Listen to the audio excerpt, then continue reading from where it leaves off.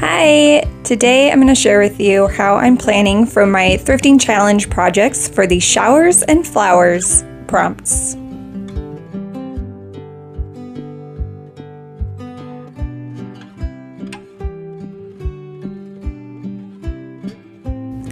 This week's theme is showers and flowers. I thought it was a good one for spring. Here we are in April and it's starting to rain quite a bit where I'm at. And here is our project list. So our first prompt is repurposed rainy day accessory. Think umbrellas, rain boots, ponchos, raincoats, whatever it is you use as a rainy day accessory, and then work on repurposing it.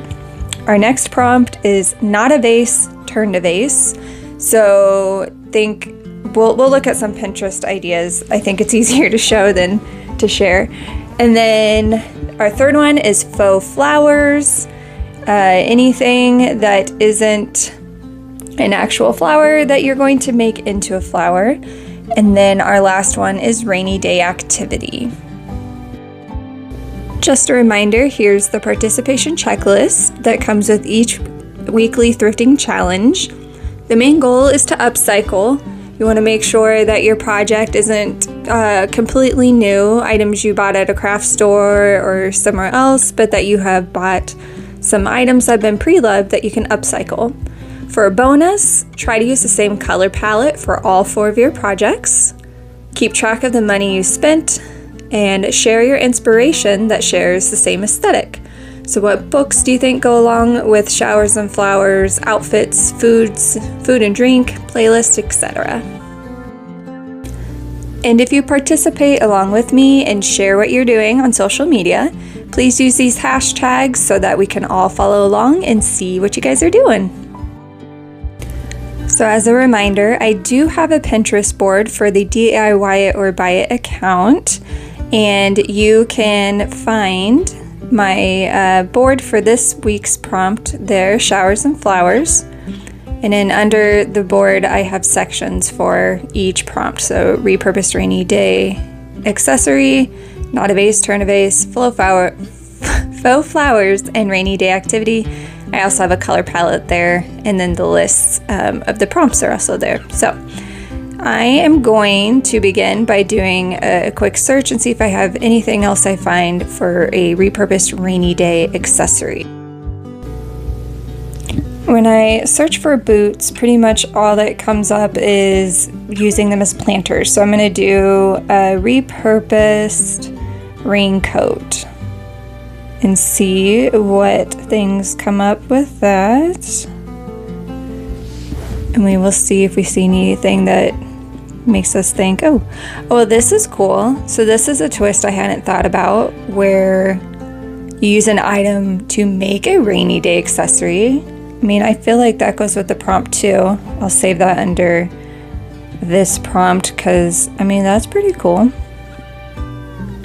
Yeah, repurposed rainy day accessory. Okay, let's see. Do we see anything else? Oh, there it is again, the twister board. That's pretty common to use something. Okay, let's go to my board and see what I have there already. And I can share with you some inspiration I have. Okay, so we have using a different item to make a rainy day accessory, which they have the twister board, so that's cool. Here I have some kites, because I thought using the fabric from an umbrella and turning it into a kite would be pretty cool. Here we have the boots, like I said, a lot of rain boots turned planters. I liked that they used the leftover umbrella to use it, for plants. I thought that was neat. Here we have an umbrella for like a wreath on your door. I thought this was another good use of the leftover umbrella frame.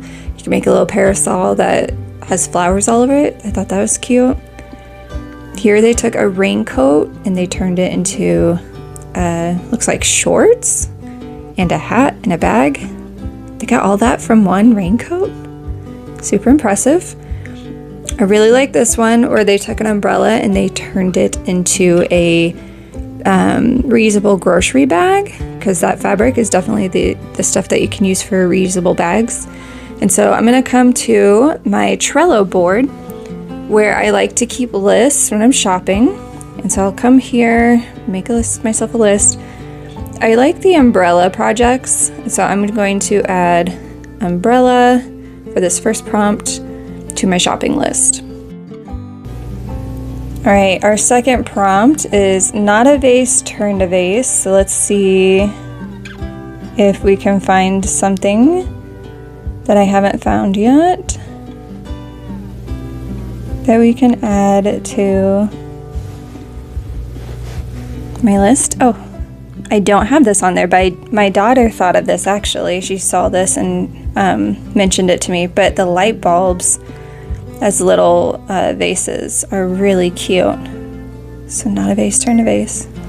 That's a good find. What else we got here? Wine bottles, bags, the book vase. Actually, I have a video of that. I'll try to share. I think I do. I've done it before. If I have it, I'll put a card up for you guys so you can see that. Oh, here they turned a Pringles can into something a little fancy. Okay, let's go to my board and see what I got there. All right, not a vase turned a vase. One thing I thought was really cool was this spool of thread. They just have like little small flowers in there. I really like mini vases, like miniature ones. You know, if your kid's out picking flowers, you can just throw those in there. I think those are cute. Here they have this swan that they turned into a planter. Maybe it already was a planter, but I like the idea. Have you ever seen where they take like dinosaurs and turn those into planters, like little kid dinosaurs? I just think that's cute. They have a typewriter. I really like that idea. Oh, I liked this version. Oh, there's music to that. I like this version of the planter, or of like a book planter vase, because I hadn't seen it before. So that one's cool. A pepper and salt shaker mini vase. Once again, perfect for dandelions when your kids pick them. Using a watering can. Here they've taken a candelabra. I think that's what you call that. Turn that into a planter. I like this one with the belts. I really like thinking outside the box for this. Like something you wouldn't think would be a vase, and turning that into something. Baskets and just anything you can put something in. I really like this desk. I'm not going to do a desk because I don't have a place to put it, but I think that looks really cool. So these were what I found on Pinterest for not a vase turned a vase. On hand, I have some spools of thread. Like I said, I could do the dinosaur thing. I could do a book. I do like the salt and pepper shakers. But I really want to do something unique, so I think I'm just going to put on my shopping list unique vase, because I want something different. And then as I'm shopping, if I'm just struggling, I can pull up my Pinterest board and remind myself about the dinosaurs and all the other things. So we'll go with that. All right, our next prompt is faux flowers. I typed in DIY flowers for my search. And here we can see what we got. We got some book page flowers. I enjoyed those. We've got more paper flowers. Some felt flowers. I kind of have similar things in my board already, just trying to see if I see anything different. We got, looks like a lot of felt and paper ones. Oh, that's different. I don't have pipe cleaners. So we'll save this pipe cleaner one. That one looks good. Okay, now let's head over to my board and I'll show you what I got there under faux flowers. So we have the pipe cleaner one we just added. You may have noticed if you checked out some of my other videos, I really enjoy crocheting. So I have these miniature crochet flowers, I think. Those are cute. Here are some that were made out of used forks and silverware. And I thought that's really cool if you're good at that kind of a thing. Metal flowers. Here's a bouquet made out of fabric flowers. I actually did that for my wedding. I think I have a video, I keep saying I think, pretty sure I have a video of where I show you how to make your own fabric flower bouquet. I'll put a card so you guys can watch that.